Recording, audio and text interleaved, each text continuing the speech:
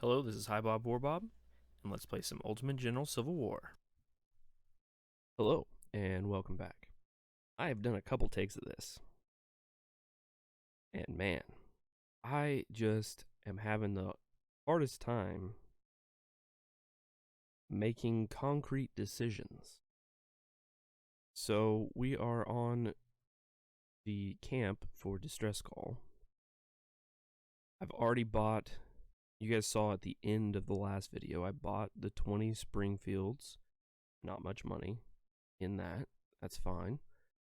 I also bought these 4 officers, which used up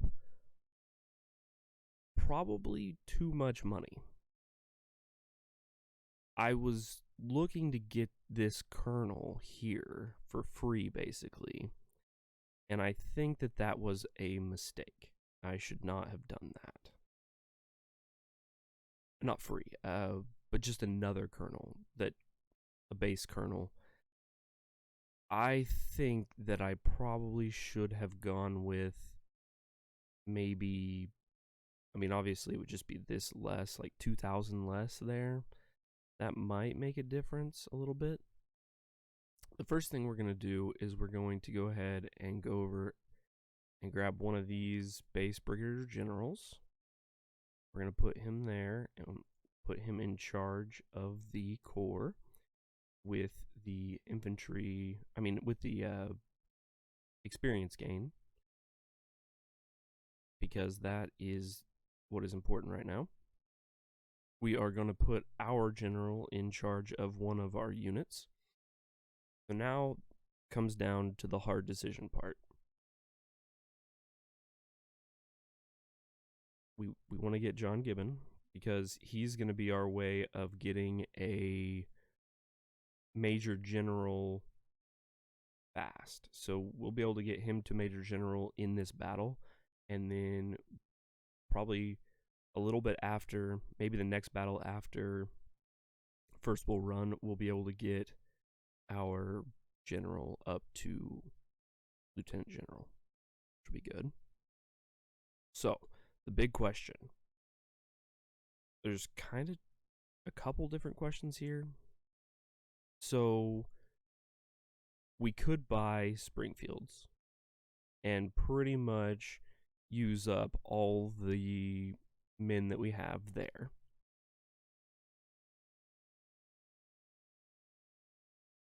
We could get Palmettos and not spend the money, not spend as much money. We could also, we can break this guy out into two groups of cannons. So if we go with 3 cannon groups, 5, 5, and 6, that means that we need 1, 2, 3, 4, 5 units of infantry. So if we take the number of men that we have and divide by 5, 1 second. So we get 917.2. So it'd be like 1918 and the rest at 917, which isn't a bad number. I was looking for about 1,000 men. That'd put us about 100 men under 1,000. We could buy, and this would get us 2 units here. That would get us all the men that we need right there, because I went ahead and put this up to 10 just to show how many men we would have in there. And I topped this off because it had taken like a few losses. So at this one, so that would put us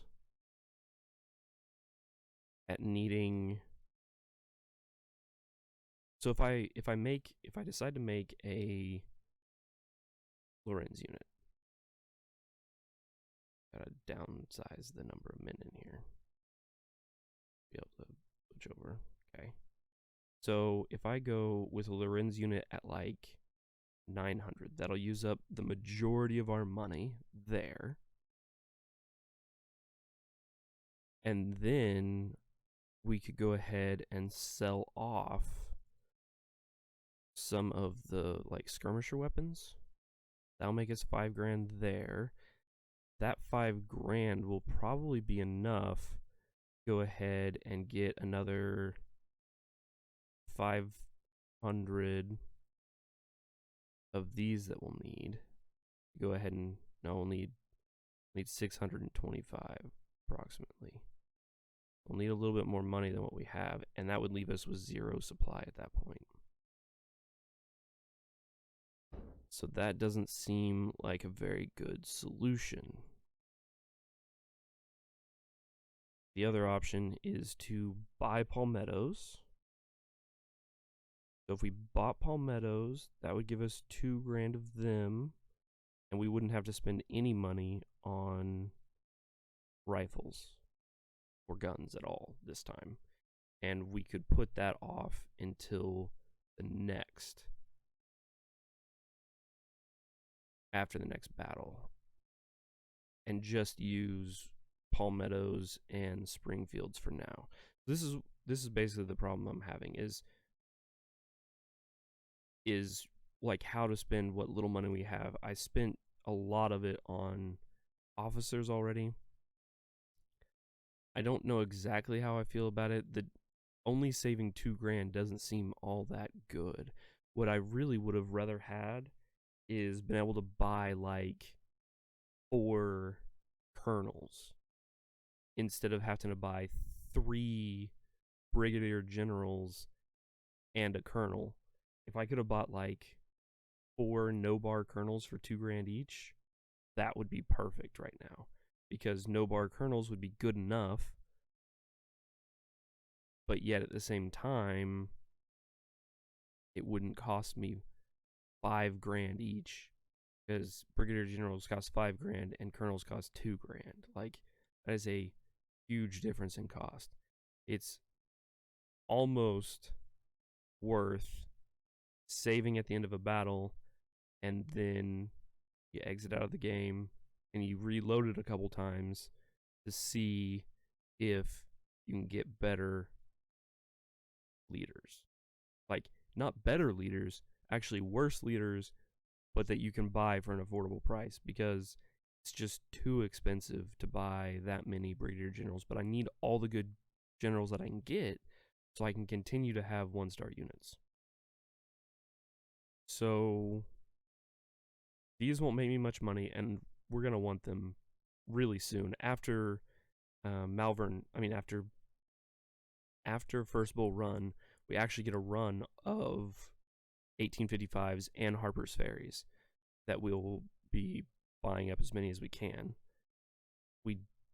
We could go ahead and go with a unit of 100 or even 200 of those sharps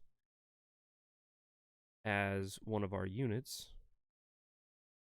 We could even go with the full 299 that we have of sharps, just to have another unit running around that can gain some experience. That would put our size of our other units a little bit higher. We'd have to stick with only 1,000 palmettos of each, but we would be able to get our regular units up to above 1,000 at that point, I think, which would be pretty good. So we're at the point where these guys could be lower, I think. Can that guy be that one? Pretty easy. Okay. So this guy will be split in half and be given another leader of some sort. Let's see. We have 1, 2, 3, 4. We only need 2 more. We have more leaders than we need by quite a few.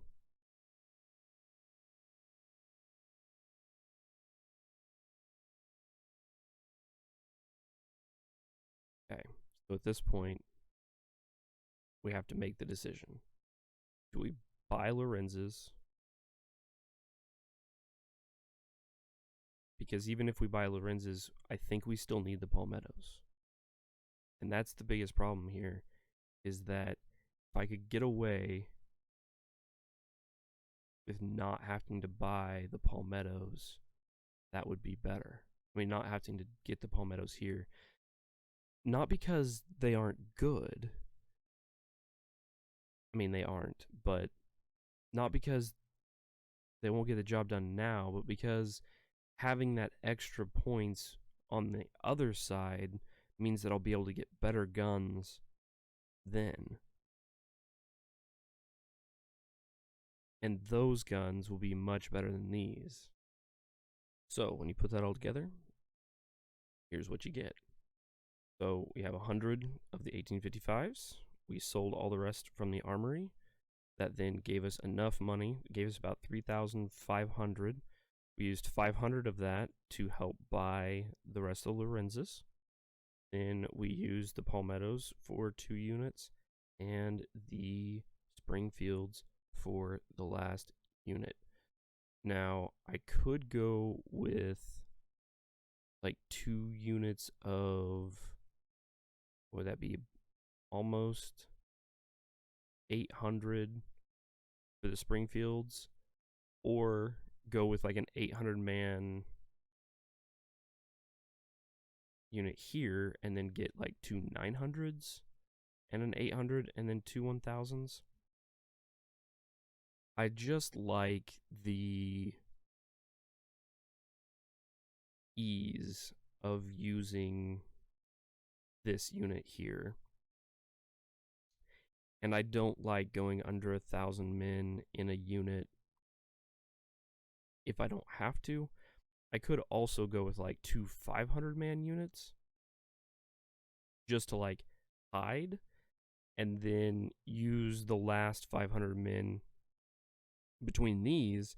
The problem there is that then I'd either have to buy Lorenz's or buy Palmettos, or like put the Palmettos on the 2 500s maybe, and then use the men in a Springfield unit. But then I would just get back to the same point where basically I'd just have 500 500, and then I would actually have too many men to put in the rest of the units. So I think this is the best that I can do with the resources I have. If I had spent a little bit less money on officers, it might be a little bit better, but I don't have that option at this point. I also diluted down the guns just a little bit so that they're just barely 1 star. That's mostly just so that they can gain more experience during the battle. The lower your stats are, the better you gain experience. Also makes these guys a little bit higher, but they're already pretty low themselves. I just don't want anybody getting close to, I mean, it does make sense to get to 2 stars, but I don't think anybody's going to actually get to 2 stars. They're just going to be at like 50, 60%. It's going to be really hard to get somebody up to 2 stars quickly. So that's my army. We got a no bar colonel and a little bit of a bar colonel there. We could definitely have used like a no bar colonel, like as one of the, instead of one of the generals. If we'd had a no bar colonel, we could have at least put it here, even if we couldn't put it in charge of a unit. It's really close. These are 7% over, and this is a 70% colonel. So there's a chance that it would work with a no bar colonel here. There's also a chance that it wouldn't, but we could have at least used one, and we could have used some tricks to make some units that aren't as inexperienced, and then use the better generals in charge of the units that were less experienced. Right now, all 5 of these units have the exact same amount of experience, as you can see. These guys have a little bit more, but we'll be running these guys so much that some of them will get close, hopefully, to 100 stamina after this battle. This battle goes all the way to 1800, which gives you plenty of time. The only other thing that I had thought about doing was whether or not we should buy either weirds or parrots.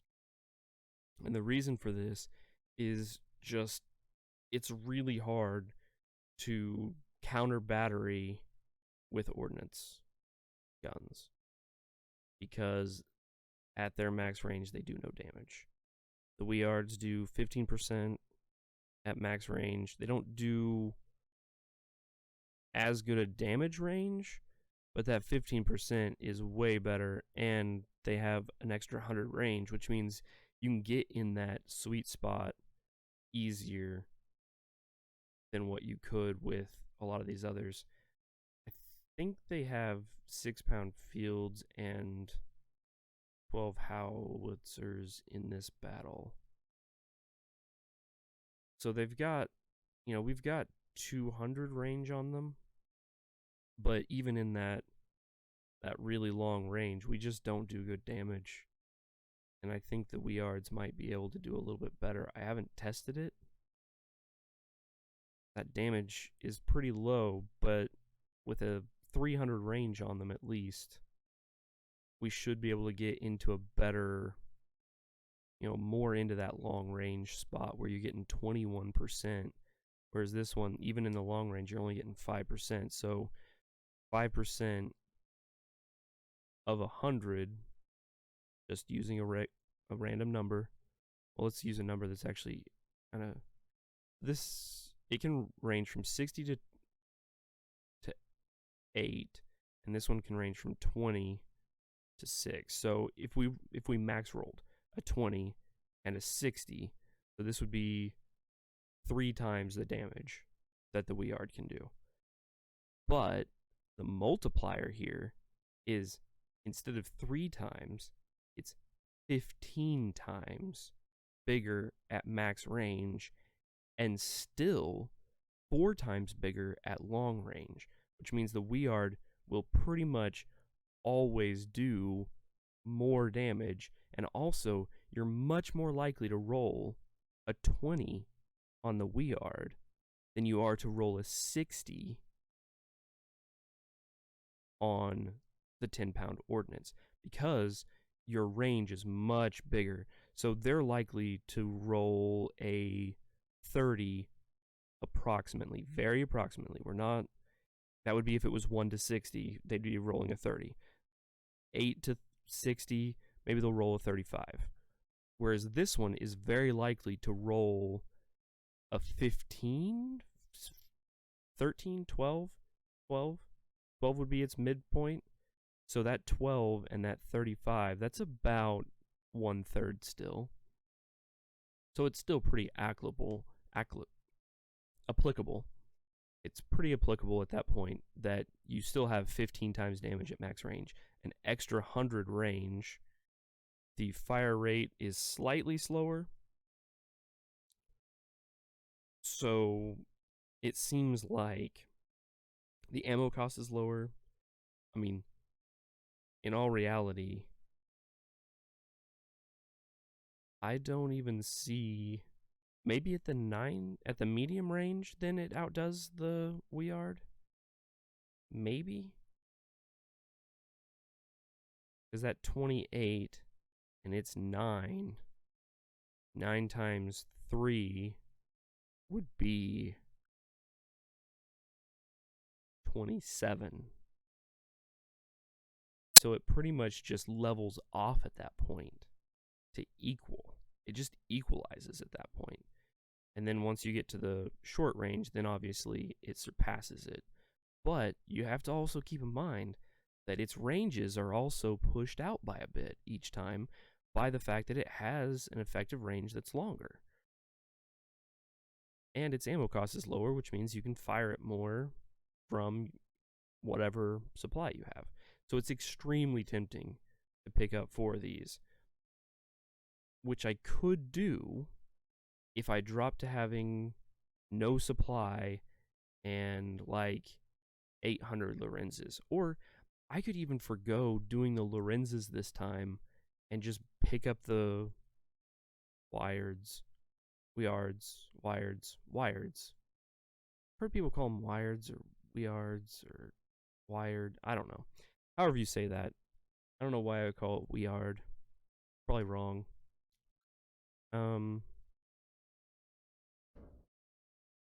Could allow me to pick these up without too much strain at that point, because we definitely have enough Springfields to cover for now.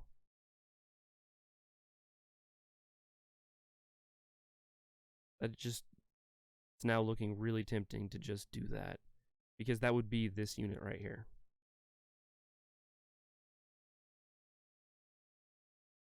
Because it would be 100 men. You know what? I'm going to test it out off camera.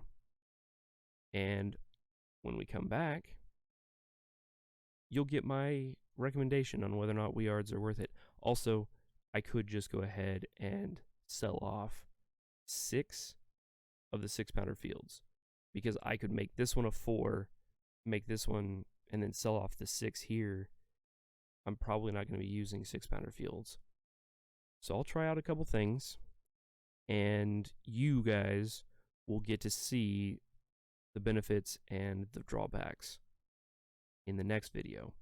So the one last thing I want to say is that this becomes much more applicable whenever you have more cannons that you're going after. In this battle, there's only really one cannon that I can't get to with my infantry. So making this sacrifice for just one unit doesn't make as much sense as it would if I was going up against more cannons. But at the same time, if I can actually kill it without having to worry, that puts me in a lot better place. It usually gets about 100 kills on me during the course of the battle, and I would really prefer for it to not get 100 kills. That'd be 100 more men that I'd be taking into the next battle, and possibly even more, because I wouldn't have to be playing around it, which, in all reality, holds you back almost even more than the number of kills it gets, trying not to get killed by it. You guys have a good one, and I will see you in the battle coming up. Bye. Well, this has been a blast. Hope you guys have had as much fun as I've had.